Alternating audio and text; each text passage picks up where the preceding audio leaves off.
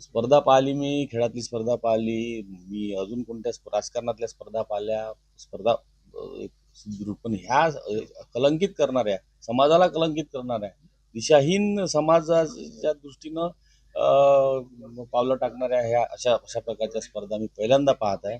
आणि त्या कम्युनिटीतून येणारे लोक जर अशा प्रकारे महिलांकडे पाहण्याचा दृष्टिकोन त्यांचा असेल, त्यांना त्यांचा हिंदू असो की मुस्लिम असो, ज्या कोणी महिलांकडे पाहण्याचा दृष्टिकोन जर अशा प्रकारचा असेल तर ते त्यांचे विचार किती घाणेरडे आहे. तर याच्यातूनच याच्याबद्दलचं आपल्याला निदर्शनास येते. आता या संपूर्ण प्रकरणाची इनसाइड स्टोरी जी आहे ते बाहेर येत आहे. मुली पटवण्याच्या शर्यतीमध्ये हा संपूर्ण प्रकार झाल्याचं समोर आलेलं आहे. कसं बघता याकडे?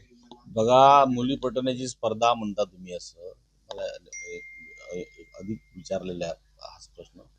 स्पर्धा पाहिली मी, खेळातली स्पर्धा पाहिली. मी अजून कोणत्या राजकारणातल्या स्पर्धा पाहिल्या. स्पर्धा एक सुदृढ पण ह्या कलंकित करणाऱ्या, समाजाला कलंकित करणाऱ्या, दिशाहीन समाजाच्या दृष्टीनं पावलं टाकणाऱ्या ह्या अशा अशा प्रकारच्या स्पर्धा मी पहिल्यांदा पाहत आहे.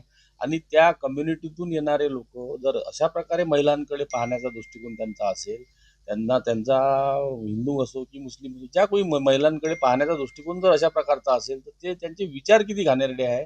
तर याच्यातूनच याच्याबद्दलचं आपल्याला निदर्शनास येते की अत्यंत दुर्दैवी, कलंकित आणि लांछन लावणारी स्पर्धा आपण असं याचं वर्णन करू शकतो. आतापर्यंत ज्या काही पीडित महिला ज्या आहे त्या संपूर्ण अल्पसंख्याक असल्याचं पोलिसांकडून सांगण्यात येत आहे. कसं बघता?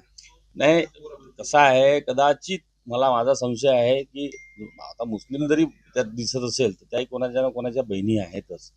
परंतु माझ्या माहितीनुसार हिंदू मुलीसुद्धा त्यात आहे. कदाचित हिंदू मुस्लिम होऊ नये याकरिता कदाचित होऊ शकते. ठाण्यातील लोकांचं, स्थानिक प्रशासन जे आहे, पोलीस प्रशासन, ते हिंदूंच्या मुलींचं नाव समोर येत नाही. एकतर म्हणजे पीडित मुलगी कुठली समोर येत नाही किंवा परिवार समोर येत नाही, त्याच्यामुळे त्याचा फायदा पोलीस घेतायत की काय याचा सुद्धा शोध घ्यावा लागेल.